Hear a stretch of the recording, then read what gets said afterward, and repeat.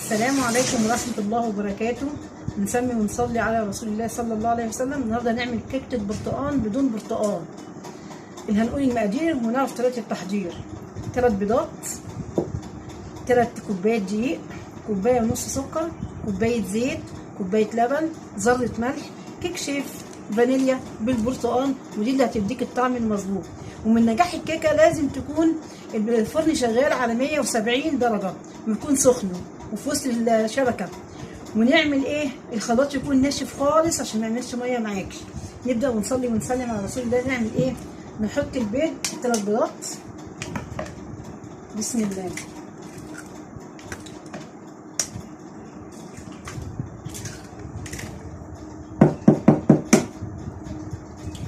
نحط 3 بيضات. وفانيليا بالبرتقال دي سحر بجد، سحر. ولا تجيبي برتقال ولا تقشري برتقال، طعمها فوق التحفه.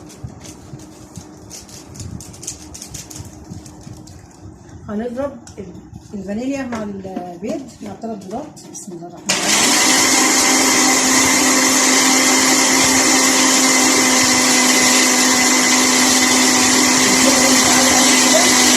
معاكي لون كريمي.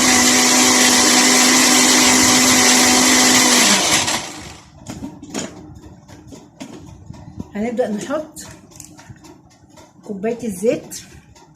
بسم الله. كوباية ونص سكر حسب ذوقك انت بقى، عايزة تحطي كوباية هي كوباية، بس انا بحبها مسكرة شوية. كوباية ونص سكر ونضرب، وكوباية لبن. بسم الله. ولازم كله يكون في درجة حرارة الغرفة.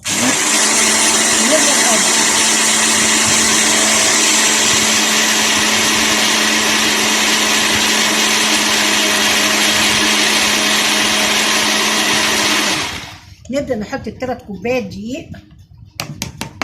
بسم الله. نصلي ونسلم على رسول الله صلى الله عليه وسلم. 3 كوبايات دقيق،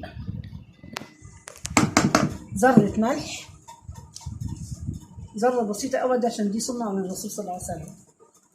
ونحط الكيك شيف. بسم الله الرحمن الرحيم.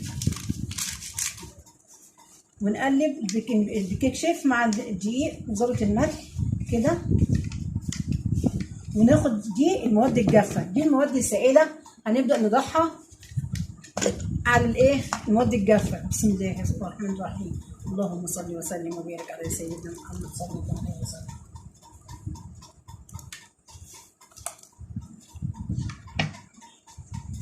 وناخد من تحت كده لفوق كده. بصي نعمل كيس كيس كيس اهي. نكون طبعا دهنين الصينيه بحبه زيت ودقيق عشان تبقى جاهزه معاكي على طول. والفرن طبعا شغال على 170 والشبكه في وسط الايه؟ في وسط الفرن. ما تشغليش شوايه خالص عليها. بسم الله الرحمن الرحيم. هتاكلي احلى كيكه برتقال كلتيها في حياتك. بمقادير رخيصه. كيلو دقيق ب 20 جنيه، هتجيبي لك نص كيلو دقيق. وهتجيبي 3 بيضات، يعني مش هتخش لها في 30 جنيه. فرحي حبايبك وعيالك. بسم الله الرحمن الرحيم. اللهم صل وسلم وبارك على سيدنا محمد. تاخدي من تحت بصي كده هتلاقيها معاكي اسفنجيه خالص، وهتدوقيه الطعم وهتجربيه وهتدوقيه. بصي تبقى كده معاكي. شايفه الشكل كده؟ هتبقى كده. هكون دهنه الصينيه واقوم حاطه المقادير كلها كده. بسم الله. اللهم صل وسلم وبارك على سيدنا محمد. ايدي النبي بالايد. بسم الله. اللهم صل وسلم وبارك على سيدنا. وهقوم بقى يا حبايبي احطها في الفرن، واول ما تطلع ان شاء الله هوريها لكم. ورجعت لكم بعد نص ساعه بعد ما استوت الكيكه وشفتوها بالقوام ده. اوعوا في النص ساعه دي تفتحوا عليها. نص ساعه بالظبط تفتحوا، هتلاقوا تحطوا السكينه كده في النص. ان لقيتوا السكينه نضيفه كده يبقى زي الفل 100%. واهم حاجه في الكيكه يكون السكر فاتح، يا ريت يكون فاتح. مش معنى هذا اني بقول يعني سكر التومين ما ينفعش، لا ينفع ان شاء الله، بس انا بقول لك يعني لو مقتدر وكده هات سكر ابيض بيبقى شكله احلى، والزيت يبقى طعمه احلى مش طعم التومين. كده هنقطع معاكم الكيكه وبص هوريكم بقى القطع بتاعتها، واوريكم الطراوه بتاعتها طريه قد ايه. بسم الله ونسمي ونصلي على رسول الله صلى الله عليه وسلم.